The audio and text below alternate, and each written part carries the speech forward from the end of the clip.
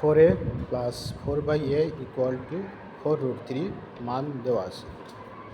এ Q plus 1/a Q এর মানটা আমাদের বের করতে হবে।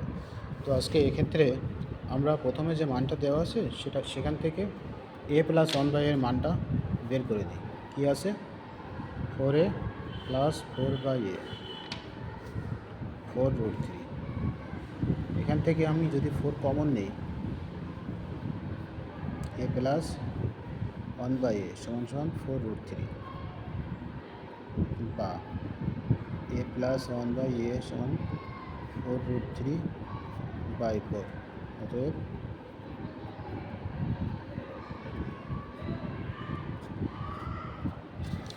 এখানে a প্লাস 1/a এর মানটা আমি বের করে দিলাম। এখন আমরা আগের মতো a Q plus 1/a Q এর মানটা বের করব।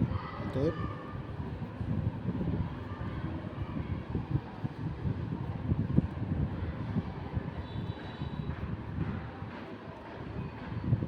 a plus whole Q minus 3 plus 1/a। এখানে মান বসাই দিই, কত আছে? √3 এর হোল কিউ মাইনাস 3√3, কিন্তু এ কাটা যায়, 3√3 মাইনাস 3√3। √3 এর হোল কিউব করলে কত আসে? √3 ইন্টু √3 ইন্টু √3, √3 এর হোল কিউব।